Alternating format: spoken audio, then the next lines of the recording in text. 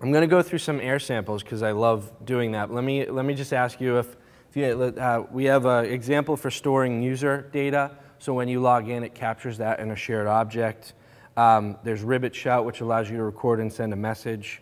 Keypad, adding sounds, state changing. Any one of those that you'd like me to cover in more detail right now? User data, okay. Let me load that up. So store user, and once again, this whole list here is, this whole project actually, if you download this, you'll download the zip file. If you go in a Flex, we can go through that in a little more detail, but let me play this. So what this is going to do is when I log in, it's actually going to store my username locally in a shared object, so when I reload this application, it'll already be there. I really wish like all my code samples had this, because the number of times that I type and retype my username password is a lot. Let me go back into the code now and show you. I don't think I actually ran this one, sorry.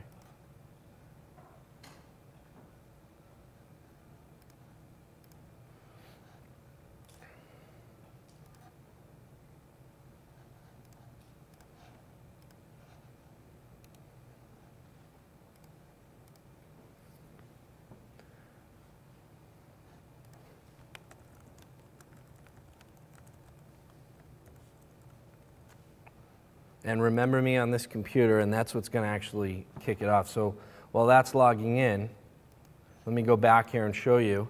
Logging in, and then Ribbit SO is a shared object. It's funny. Does anybody know the extension for shared object on the desktop?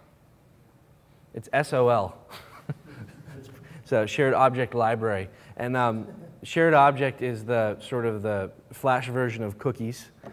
It's actually better and more secure, because only the Swift that served from a specific domain can access that shared object and retain that information. I happen to know that a very notable financial institution serves a 1-by-1 pixel Swift on their site, just so they can leverage shared objects to store your information. So when you come back to the site, it automatically knows not your password, but your pass key. It's very, very secure.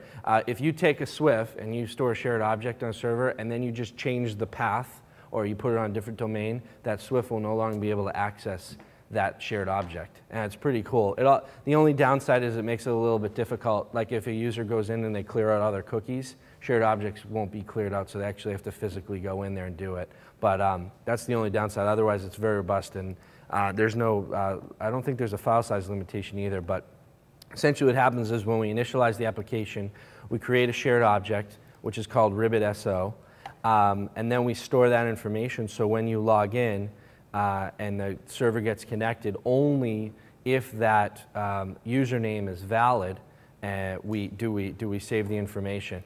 And obviously we're based on whether Remember Me, which is a checkbox, is selected or not. One thing you can see here is we commented out password. We don't recommend, and it's not really good for the user, for you to save password information. They should be required to enter that in if someone uses the computer, but username is very convenient. So I logged in. Let me refresh this app now, and what you should see is my username should come back up here.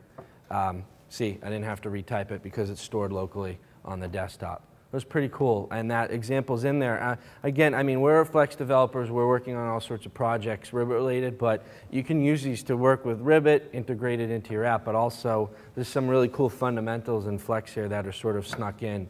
Nothing more than, of course, the pure MVC stuff that we're getting into in the afternoon. But that's a cool example. If you save it under a different shared object, yeah. Yeah. Yeah, but this example is just, sorry? A drop down? Yeah, you could code that, combo box. The example is the common use case that I always encounter is every time I go to my app, I want, like just like on the web, when you go to Facebook and stuff, it already has your information. Okay. That would be great. You want to put that in there? Basically, the suggestion is that we put a combo box or we put a component together that would help you so that returning users can recall their login information with a drop-down. So it essentially would loop through the shared object and find, because you can store an array on a shared object, right?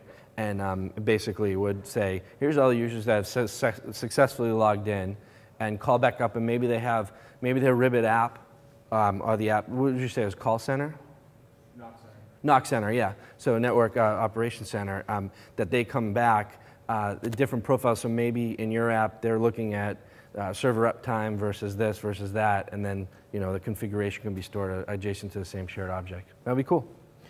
All right, I'm going to get into some air examples, and I think that's a really good appetizer prior to lunch.